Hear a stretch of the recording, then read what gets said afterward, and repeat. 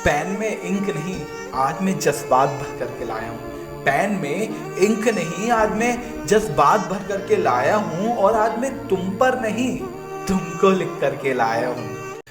तो यार आज की इस वीडियो में हम बात करने वाले हैं ऐसे टॉपिक के बारे में, अगर आप जो यूजी या पीजी आप पीएचडी करने का सोच रहे हैं, यानी अगर आप हायर एजुकेशन के बारे में सोच रहे हो तो आपको जरूरत पड़ सकती है एजुकेशन लोन की। और आई नो जब भी आप अभी 12th जस्ट पास आउट किए होते हो या फिर आप 10th पास आउट किए होते हो और आप कुछ डिप्लोमा या फिर आप कोई भी ऐसा कोर्स करने जा रहे हो जो कि हायर स्टडीज़ के अंदर आता है, तो एक टेंशन बढ़ जाती है हमारे पेरेंट्स की, क्योंकि ऑलरेडी वो इस एज तक हमको पढ़ा चुके होते हैं और अब हायर स्टडीज़ में पैसे जो है वो ज़्यादा खर्च होते हैं और इवन आपको अपने घर से दूर जाना पड़ता है, तो एक्सपेंसेस जो है वो और ज़्यादा बढ़ जाते हैं। तो काफ़ी ज़्यादा लोगों को जरूरत पड़ती है स्टूडेंट लोन की, और प्रॉपर इंफॉर्मेशन नहीं होने की वजह से या तो वो जो हमारी एप्लीकेशन है वो रिजेक्ट होती रहती है, या फिर हम समझ ही नहीं पाते कि किस तरीके से स्टूडेंट लोन जाना है और बैंक टू बैंक हम भटकते रहते हैं। तो यहाँ पे मैं आपको प्रॉपर डिटेल्ड इंफॉर्मेशन देने वाला हूँ कि किस तरीके से आप एजुकेशन लोन के लिए अप्लाई कर सकते हैं, क्या क्या तरीके होते हैं, किन चीज़ों को आपको ध्यान में रखना है एजुकेशन लोन लेते वक्त, कितना इंटरेस्ट पे आपको लोन मिलता है, अगर कौन से इंस्टीट्यूट में आप एडमिशन ले रहे हो तो आपको लोन इजीली मिलेगा या नहीं मिलेगा, हर चीज़ को डिटेल में बात करूंगा स्टूडेंट लोन के रिगार्डिंग। तो इस वीडियो को बिल्कुल स्किप मत देखना और एंड तक देखना। सो हेलो एंड वेलकम आपके यूट्यूब चैनल बीके प्रियम के ब्लॉग्स में। तो लेट्स स्टार्ट द वीडियो, क्योंकि आपको मजा आना है। तो सबसे पहले बात कर लेते हैं कंटेंट की, क्योंकि आई नो आपका जो टाइम है वो काफी ज्यादा वैल्यूएबल है। तो ये सारे जो पॉइंट्स हैं हम आज की वीडियो में कवर अप करने वाले हैं। तो चलो आगे बढ़ते हैं, बात करते हैं कॉन्सेप्ट की कि क्या है। तो एजुकेशन लोन यार इसलिए प्रोवाइड किया था जिन फैमिलीज की जो फाइनेंशियल कंडीशन है वो अच्छी नहीं है, बट वो अपने बच्चों को जो है, जो स्टूडेंट्स है उनको हायर स्टडीज के लिए भेजना चाहते हैं, तो उनको जो है वो ये लोन के थ्रू एक हेल्प की जाती है ताकि वो बच्चे पढ़ पाएं। जिनको लोन के बारे में बिल्कुल नहीं पता, तो आपको कोई बैंक, कोई भी बैंक, चाहे वो पीएनबी हो या फिर एसबीआई हो, कोई भी गवर्नमेंट या प्राइवेट बैंक आपको वो खर्चा देती है आपके कोर्स को करने का। लाइक मान लो अगर बीटेक है, बीटेक आपका 12 लाख में हो रहा है, तो 12 लाख आपको बैंक पहले दे देगा। देन जब आपकी जॉब लग जाएगी उसके बाद आपको वो किस्तों में जैसे जैसे आपको जॉब से अर्निंग होगी, मतलब जो आपकी इनकम आएगी उससे आपको वो लोन जो है वो पे करना होता है विद सम इंटरेस्ट। ठीक है। अगर आगे बात करें तो सेकंड पॉइंट पे higher study include PG courses, UG courses, मतलब और आपके जो पीएचडी वगैरह, आप किसी एक पर्टिकुलर स्किल को भी अगर आप ऑप्ट करना चाहते हो तो उस पर भी ये लोग लोन दे देते हैं। जैसे कि अगर मान लो किसी को ग्राफिक डिजाइनर बनना है, तो ग्राफिक डिजाइनर का किसी पर्टिकुलर वेबसाइट से कहीं से कोर्स खरीद रहा है और उसका जो फ्यूचर है और आप किसी अच्छे प्लेटफॉर्म से उस चीज को परचेज कर रहे हो, तो वहां भी ये लोग लोन प्रोवाइड कर देते हैं। Education loan include all the expenses like tuition fee, hostel fee, books, laptops, हर चीज पर आपको एजुकेशन लोन जो है वो कवर अप हो जाता है। And all private and public banks provide education loan, चाहे वो सरकारी हो चाहे प्राइवेट हो, हर ही बैंक आपको जो है वो लोन प्रोवाइड करती है।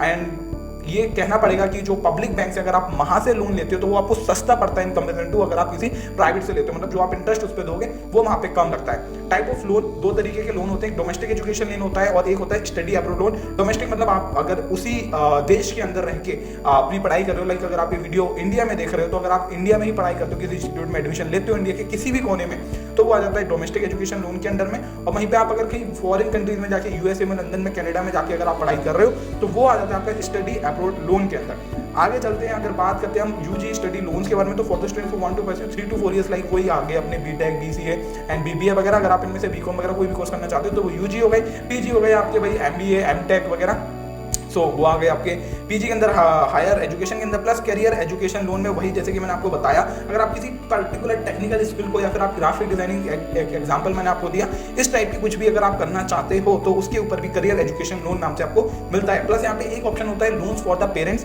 इसमें क्या होता है, लाइक अगर आप एक लोन ले रहे हो, स्टूडेंट लोन ले रहे हो, तो उसमें क्या होता है, वो जो अमाउंट है वो भरने के लिए जो स्टूडेंट है, यानी मान लो अगर मैं एक स्टूडेंट हूँ और मैं बीटेक कर रहा हूँ और मेरे पेरेंट्स जो है वो मेरे ऊपर लोन ले रहे हैं, एज अ स्टूडेंट लोन ले रहे हैं, तो ये मेरी जिम्मेदारी होगी कि मेरे को आगे जाके वो लोन खुद से भरना है, मेरे पेरेंट्स उसके लिए रेस्पॉन्सिबल नहीं होंगे। बट अगर वहीं पे वो लोन पेरेंट्स का है, यानी लोन फॉर पेरेंट्स है, तो ये रेस्पॉन्सिबिलिटी एंड लाइफ तक उनकी रहेगी कि वो जो लोन, जैसे आपका जो कोर्स है वो खत्म होता है 4 साल बाद, मान लो अगर आप बीटेक कर रहे हो, तो वो रेस्पॉन्सिबिलिटी अब आपके पेरेंट्स की कि उन्हीं को उसकी किस्तें भरनी है।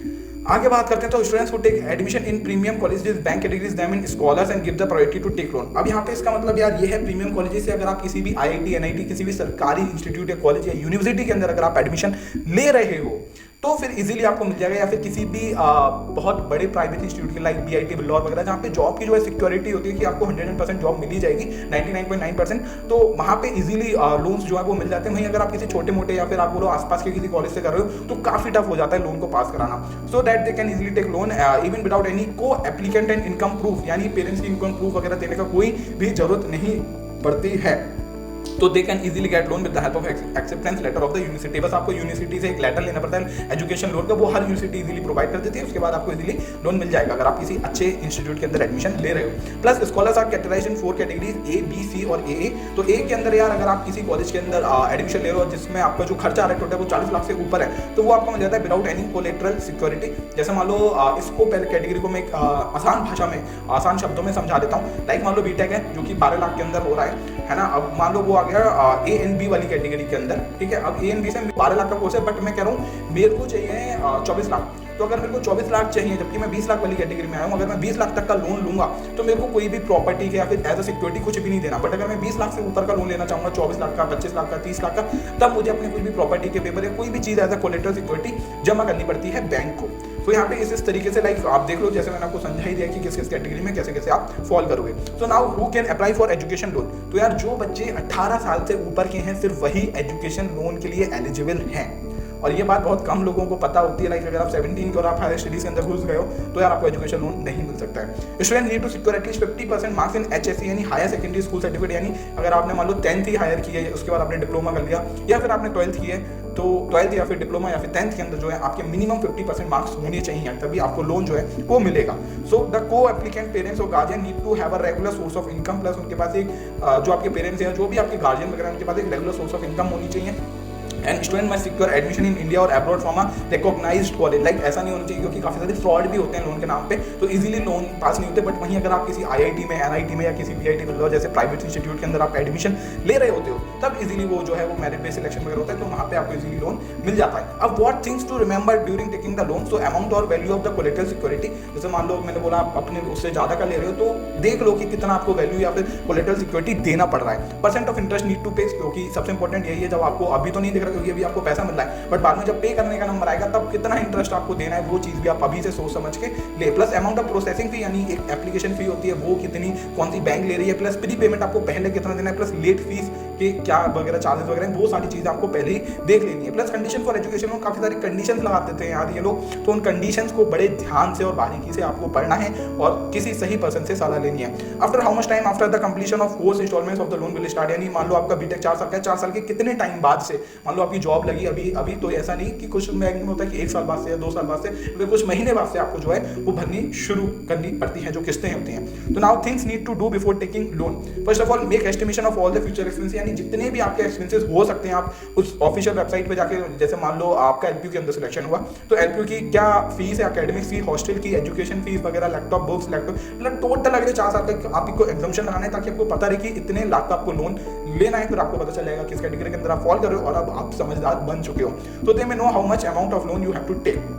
Secondly bank scheme, interest rate, conditions of collateral, time of paying instalments, जो कि मैंने आपको सारी चीजें बताई कि हर चीज आपको बड़ी सोच समझ के बैंक स्कीम, इंटरेस्ट रेट वगैरह देखनी है। अब अमाउंट ऑफ टेकिंग लोन, यहाँ पे मैंने कुछ बैंक्स के जो है वो चार्ट्स लगा दिए कि मैक्सिमम कितना लोन प्रोवाइड होता है, कितना % इंटरेस्ट रेट आपको देना पड़ता है, ये आप देख सकते हो। पहली स्लाइड में हमने SBI और एक्सिस बैंक का कवर किया, अगले में जो है वो HDFC बैंक के मार्जिन वगैरह सब कुछ हमने दिए, आप इसको देख के समझ सकते हो। इसकी अगली स्लाइड में हमने दिखाया interest on education loan by different banks की, हर बैंक में अगर आप विद इन इंडिया पढ़ते हो या फिर अब्रॉड पढ़ते हो तो कितना % जो है वो चेंज आ रहा है इंडिया या अब्रॉड पढ़ने में इन बैंक्स के बीच में।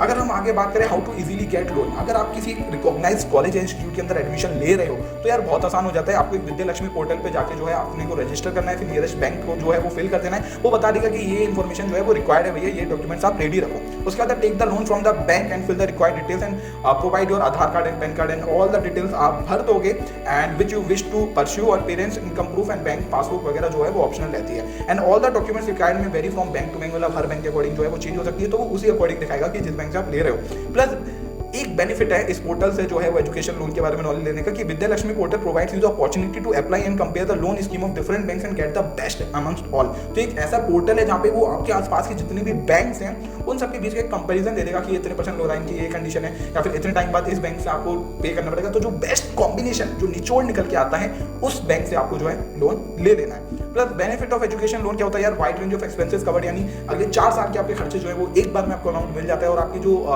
बोलो मेंटल प्रेशर है, जो भी आपको जो बार बार एक फिक्र लगी रहती है कि मेरे को इतना पैसा अगले साल भरना है, तो आपके पास वो ऑलरेडी होता है, तो उसकी आपको टेंशन लेने की जरूरत नहीं पड़ती है। पे आफ्टर एजुकेशन, तो आप पूरी एजुकेशन आप सोचो आपने पहले 4 साल की डिग्री कर ली जिसका सारा खर्चा बैंक ने दे दिया, अब जब आपकी जॉब लगी तब आराम से आपको पे करना है।